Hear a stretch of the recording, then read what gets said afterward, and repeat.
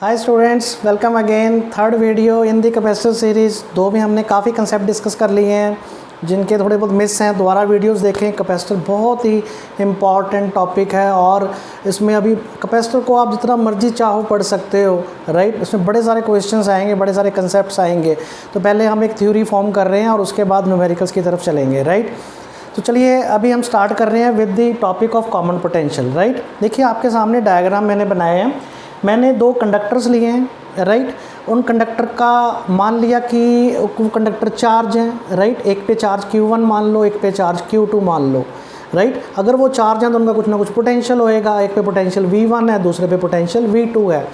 और let they have the capacity C1 and C2, right. बिल्कुल confuse मत हुई है कि कैपेसिटेंस तो पैरेलल प्लेट के साथ जुड़ा हुआ है। यस, पैरेलल प्लेट कैपेसिटर एक टाइप है, स्फेरिकल कैपेसिटर भी होते हैं, राइट। तो एक्चुअल में हर कंडक्टर अपने आप में एक कैपेसिटर है, लेकिन उस कैपेसिटेंस को अच्छी तरीके से समझने के लिए या कन्वीनियंस के लिए या एनालिसिस के लिए हम एक प्रॉपर शेप बनाते हैं। बट अदरवाइज तो every conductor can work like a capacitor.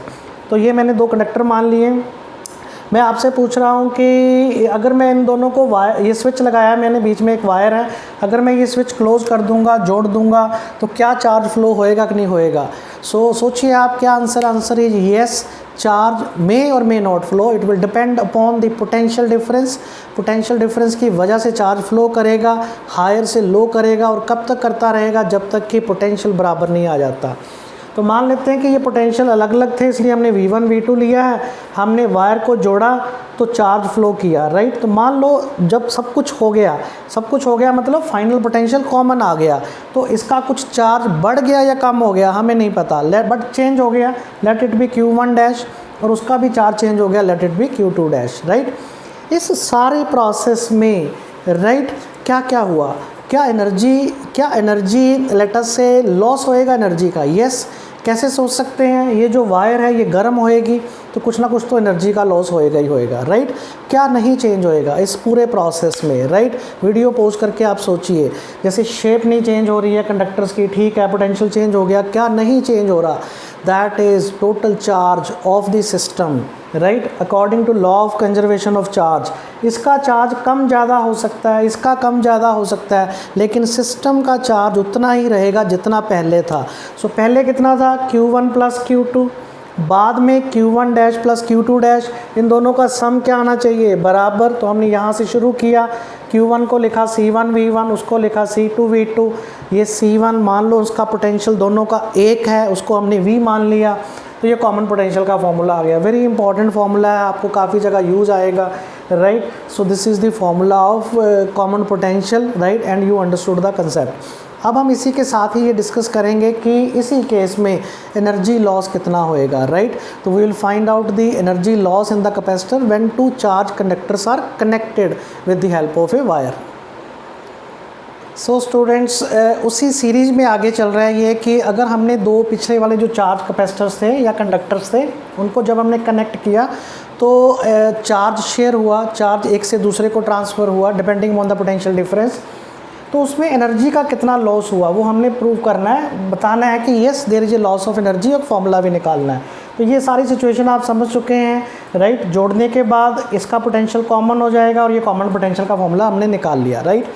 तो अब हम लॉस ऑफ एनर्जी लिखेंगे। लॉस ऑफ एनर्जी मतलब इनिशियल एनर्जी इस सिस्टम की लिखनी होएगी, तो मैं ऐसे लिखूँगा 1/2 C1 V1 the square plus 1/2 C2 V2 the square minus ये फाइनल एनर्जी है 1, मैं ऐसे लिखूँगा, करेक्ट, अंडरस्टूड है। तो यहाँ से मैं V कॉमन निकाल के ये एक्सप्रेशन बन गया। मैंने ये प्रूव करना है कि ये इनिशियल माइनस फाइनल, जब मैं इसको पूरा सॉल्व करूँगा तो ये हमेशा लेस देन मतलब ये जो इनिशियल एनर्जी है फाइनल एनर्जी से कम आएगी, राइट। उससे हमारा ये प्रूव होएगा कि yes there is a loss of energy, और एक फॉर्मूला भी बन के आ जाएगा कि लॉस ऑफ एनर्जी कितनी है। तो अब बच्चे इसके आगे कुछ नहीं है, इट्स ए सिंपल मैथमेटिक्स। आप ये V का फॉर्मूला यहाँ रखिए, इसको मैथमेटिकली सॉल्व कीजिए और एक एक्सप्रेशन पे पहुँचिए। अब अपने आप कीजिए, राइट, फिर मैं बोर्ड पे करता हूँ। So see student, I have solve this. तो आपने क्या किया, जो V की जगह ये फॉर्मूला पुट कर देना है। इसके बाद सिंपल स्टेप्स हैं, ये एक टर्म इसके साथ कटिंग हो जाएगी, ये आप एलसीएम लेके इसको सॉल्व कर लीजिए, ये स्टेप आ जाएगा। ये ब्रैकेट को आप लिख सकते हैं V1 minus V2 the whole square, ये हो गया। अब देखिए C1 C2 की वैल्यू कभी भी नेगेटिव नहीं होती, वो कैपेसिटेंस है, हमेशा पॉजिटिव में आएगी, ये टर्म पॉजिटिव है। V1 V2 पॉजिटिव नेगेटिव कुछ भी हो सकते हैं, लेकिन ये स्क्वायर है तो ये टर्म हमेशा पॉजिटिव आएगी। इट मीन्स ये डेल्टा U था, मतलब U initial minus U final था, इसका मतलब U initial is greater than U final. तो इससे एक तो ये चीज़ प्रूव हुई कि yes there is loss of energy, board के लिए इंपॉर्टेंट आर्टिकल है। और आपको एक फॉर्मूला ये ध्यान रख सकते हैं जिसमें आप सीधा वैल्यू पुट करके बता सकते हैं कि कितना एनर्जी का लॉस आएगा, right. So this is again important derivation in the from the board point of view, और फॉर्मूला भी इंपॉर्टेंट है। Now we will do a bit little discussion on the dielectrics again, right, in this video. So students, पिछली video के अंदर हमने थोड़ी सी dielectric की discussion की थी कि डायलैक्ट्रिक्स क्या होते हैं। तो मैंने वहाँ पर बताया था कि dielectrics are those insulating material which can transmit the electrical effects without conducting. A few important dielectrics are glass, mica, air, paper, etc. right? अब हम पहले ये समझते हैं कि डायलैक्ट्रिक ब्रेकडाउन क्या होता है, या डायलैक्ट्रिक का इतना इम्पॉर्टेंट रोल इलेक्ट्रोस्टैटिक्स में या कैपेसिटेंस में क्यों है, राइट। तो डायलैक्ट्रिक, जैसे मैंने आपको लास्ट वीडियो में थोड़ा एक्सप्लेन किया था कि हर डायलैक्ट्रिक मटेरियल की इलेक्ट्रिक फील्ड को बियर करने की एक अपनी कैपेसिटी होती है, राइट, ब्रेकडाउन करने से पहले, right. So maximum electric field that a dielectric can bear without breakdown is known as dielectric strength. Let us try to understand what is dielectric breakdown actually, right, जिसको हम ionisation भी आप बड़ी बार chemistry के अंदर कहते हैं, राइट। तो देखिए ये मैंने कोई भी एक लेटर से डायलैक्ट्रिक एक मॉलिक्यूल बनाया है जिसमें पॉजिटिव और नेगेटिव चार्जेस जो है ऑलमोस्ट कोइंसाइड किए हुए हैं। अगर हम इस एक मॉलिक्यूल के बिहेवियर को समझते हैं, वही सारे पूरे एक मटेरियल का बिहेवियर होएगा। तो अगर हम इस एक मॉलिक्यूल को एक्सटर्नल इलेक्ट्रिक फील्ड में रखेंगे तो इसका बिहेवियर क्या होएगा वो हम समझेंगे। तो मैंने यहाँ पे एक एक्सटर्नल इलेक्ट्रिक फील्ड लगाई और ये मॉलिक्यूल है। आपको पता है कि ये इलेक्ट्रिक फील्ड का मतलब ये पॉजिटिव है और ये नेगेटिव है। तो जैसे मैं ये इलेक्ट्रिक फील्ड लगाऊंगा, ये जो नेगेटिव वाला चार्ज है ये आप अपने आप देखिए ये किस तरफ अट्रैक्ट होएगा, ये इसको इस तरफ एक फ़ोर्स लगनी शुरू हो जाएगी और इस पॉजिटिव को इस तरफ एक फ़ोर्स लगनी शुरू हो जाएगी। तो इस पॉजिटिव और नेगेटिव चार्ज को इस एक्सटर्नल इलेक्ट्रिक फील्ड की वजह से एक फ़ोर्स लगनी शुरू हो गई, एग्रीड। अब आप क्या कर रहे हैं कि ये जो बाहर वाला इलेक्ट्रिक फील्ड है ना, उसको आप धीरे धीरे बढ़ा रहे हैं, आप उसको इनक्रीज कर रहे हैं इस एक्सटर्नल इलेक्ट्रिक फील्ड को। तो ये फोर्स भी बढ़ेगी और ये फोर्स भी बढ़ेगी, मतलब pull on the molecule start increasing. तो ये कुछ ऐसे आ जाएगा कि ये फोर्स ज़्यादा हो गई और ये फोर्स ज़्यादा हो गई। अब आपने इस इलेक्ट्रिक फील्ड को और ज़्यादा बढ़ा दिया और इंक्रीज कर दिया, राइट। तो ये शेप कुछ ऐसी होनी शुरू हो जाएगी because this force is continuously increasing and when this electric field increase beyond the strength, right, तो क्या होएगा, कुछ ऐसे डिस्टॉर्शन होके ये ब्रेक हो जाएगा and this is known as dielectric breakdown. अब ये जो भी मटेरियल है ये किसकी तरह, ये कंडक्टर की तरह बिहेव करना शुरू कर देगा, but there will be a flash in the material, let us say, right, ठीक है। so this is known as dielectric breakdown, right। अब हम ये समझेंगे कि आगे जाके कि डायलैक्ट्रिक्स भी दो तरीके के होते हैं। ये एक बहुत बड़ा टॉपिक है, again I am telling you, लेकिन हमारे सिलेबस में जितना किया हम उस बाउंड्री में ही रहेंगे। तो there are two kind of dielectrics, non polar and polar. Non polar dielectrics, polar dielectrics, बड़ी सिंपल सी इनकी डेफिनेशन है। नॉन पोलर में centre of mass of positive charge coincide, non का मतलब coincide with centre of mass of negative charge, मतलब कुछ ऐसा होएगा, पॉजिटिव और नेगेटिव का सेंटर एक ही जगह है, right. These are the few examples H2O2, N2, CO2 etcetera. On the other side there are polar dielectrics in which center of mass of positive charge does not, यहाँ से बच्चे याद रख लेते हैं, पोलर का मतलब not, does not, non polar का मतलब यस, कोइंसाइड। तो इसमें does not coincide, there is a small gap between negative and positive charge. ये कुछ एग्जाम्पल हैं, water, NH3HCl, right. Electrostatic point of view से आप इसको ऐसा समझिए कि ये बेसिकली एक डाइपोल फॉर्म हो गया है। यहाँ पे आप समझते हैं कि डाइपोल क्या होता है, equal and opposite charges placed at some distance. तो ये एक डाइपोल फॉर्म हो गया जिसको हम इंड्यूस डाइपोल भी कह देते हैं। अब हम ये समझेंगे कि एक्सटर्नल इलेक्ट्रिक फील्ड में ये कैसे पोलराइज होते हैं और कौन सी कुछ टर्म्स हमारे काम की हैं।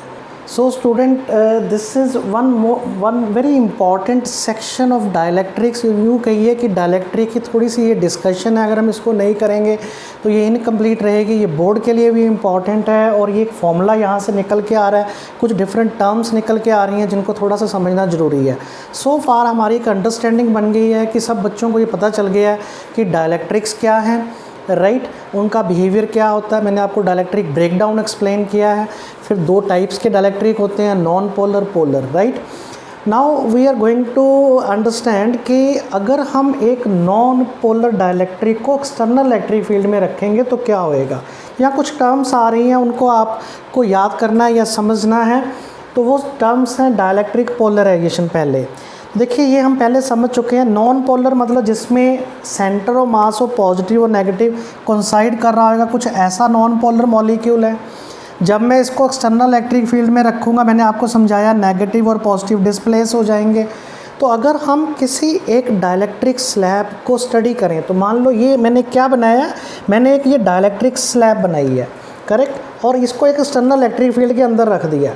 तो उस स्लैब के अंदर बड़े सारे मॉलिक्यूल्स होंगे। ये कुछ मॉलिक्यूल्स मैंने शो किए हैं और under the effect of external electric field in molecules के अंदर नेगेटिव पॉजिटिव ऐसे सेपरेट हो गए होंगे। तो ये मैंने क्लियर शो किया है ऐसे करके, राइट, नेगेटिव पॉजिटिव ऐसे डिस्प्लेस हो गए हैं, राइट।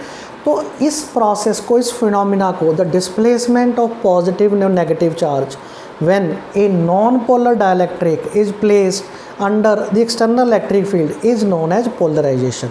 ये फिनोमिना पोलराइजेशन कहलाता है, करेक्ट। अच्छा, और देखते हैं, जब हम ये पॉजिटिव और नेगेटिव इंड्यूस हो जाएंगे, ऐसे हो जाएंगे, तो हम बाउंड्री पे देखें बिल्कुल अगर, तो इस बाउंड्री पे ये नेगेटिव और ये पॉजिटिव, तो अंदर एक इलेक्ट्रिक फील्ड बनना शुरू हो जाएगा। उस इलेक्ट्रिक फील्ड को हम बोलेंगे electric field due to polarisation.